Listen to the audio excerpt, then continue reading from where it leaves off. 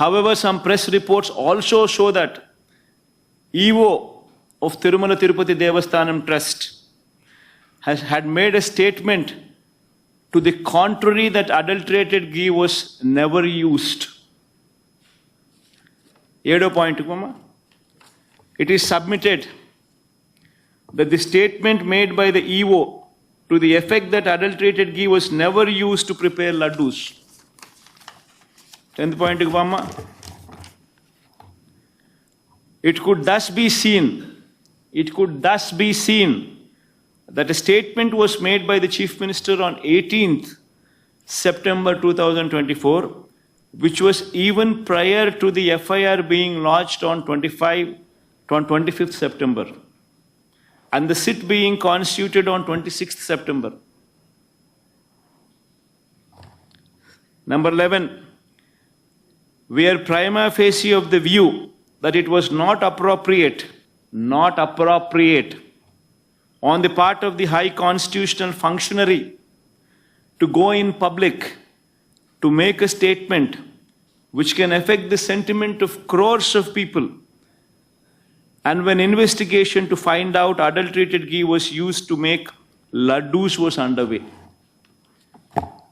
Judgment kuda Chandrababu Naidu ఆక్షేపిస్తూ స్వయంగా supreme court judgement కూడా ఇచ్చింది.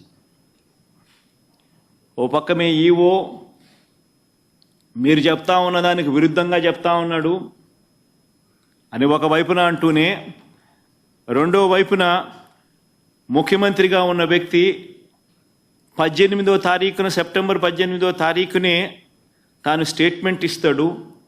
ఈ స్టేట్మెంటు ఎఫ్ఐఆర్ రిజిస్టర్ చేయక మునిపే, సెప్టెంబర్ 25వ తారీఖున ఎఫ్ఐఆర్ రిజిస్టర్ చేయక మునిపే ఇచ్చాడు.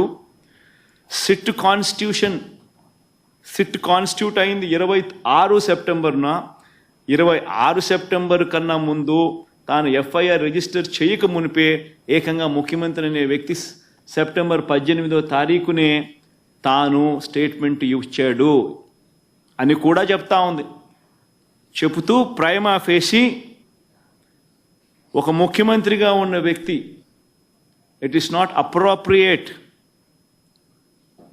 అని చెబుతూ ఇలాంటి public statement which can affect కోట్ల మంది భక్తుల సెంటిమెంట్ని ఎఫెక్ట్ చేసే విధంగాను ఇలాంటి స్టేట్మెంట్లు ఇవ్వడం దారుణమని కూడా చెప్తా ఉంది ఆక్షేపిస్తూ.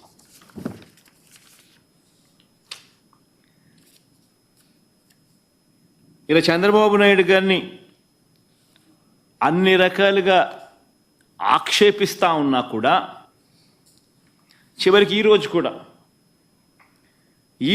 కూడా జంతువుల కొవ్వుతో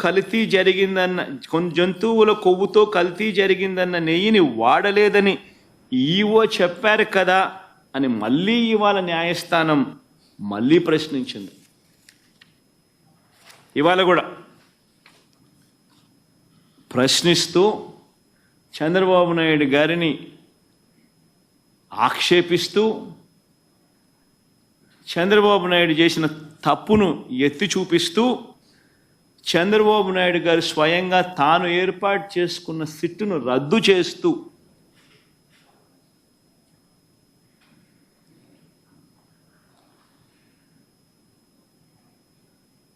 సుప్రీంకోర్టు స్వయంగా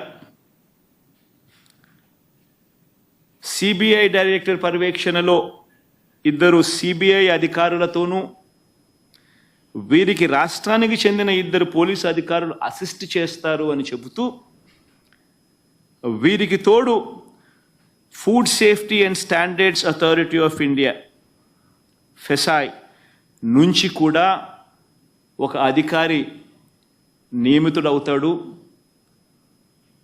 నియమితులై వీళ్ళు లడ్డూకు సంబంధించిన విషయం మీద వీళ్ళు నివేదిక ఇస్తారు అని చెప్పి చెప్పడం జరిగింది.